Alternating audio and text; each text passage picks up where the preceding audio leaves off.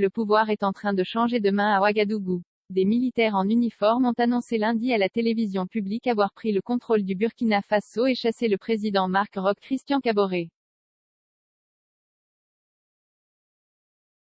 Le mouvement patriotique pour la sauvegarde et la restauration, MPSR, qui regroupe toutes les composantes des forces de défense et de sécurité a ainsi décidé de mettre fin au pouvoir de M. Marc Roch Christian Kaboré ce 24 janvier 2022, a annoncé le capitaine Kader Ouedraogo, entouré d'une quinzaine de militaires à la télévision.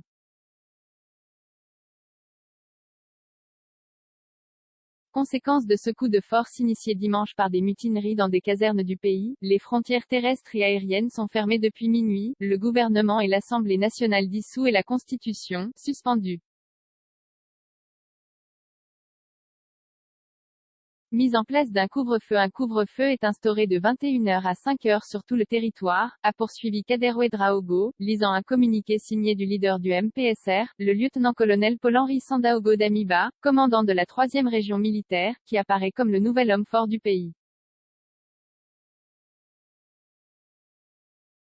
Le MPSR s'est en outre engagé, à proposer dans un délai raisonnable un calendrier de retour à un ordre constitutionnel accepté de tous. Avant le début du couvre-feu, des centaines d'habitants de Ouagadougou sont descendus dans les rues de la capitale pour célébrer cette prise de pouvoir.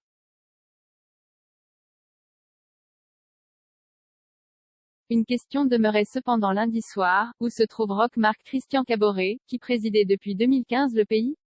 Sur le compte Twitter de l'ancien président, la télévision publique RTB a publié une lettre manuscrite signée de sa main dans laquelle il indique déposer sa démission, dans l'intérêt supérieur de la nation.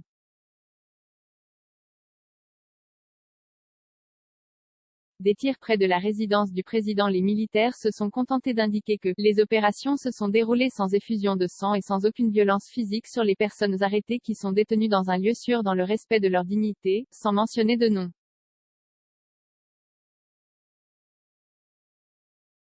Des tirs avaient pourtant été entendus dimanche soir près de la résidence du chef de l'État et un hélicoptère avait survolé la zone tout feu éteint, selon des résidents.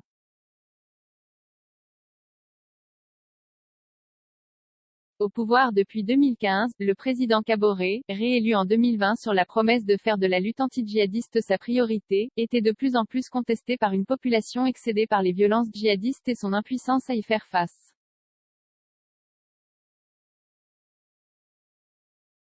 Sur la scène internationale, depuis dimanche ce coup de force a été largement condamné, notamment par l'ONU qui a appelé les auteurs à déposer les armes et à protéger l'intégrité physique du président Kaboré.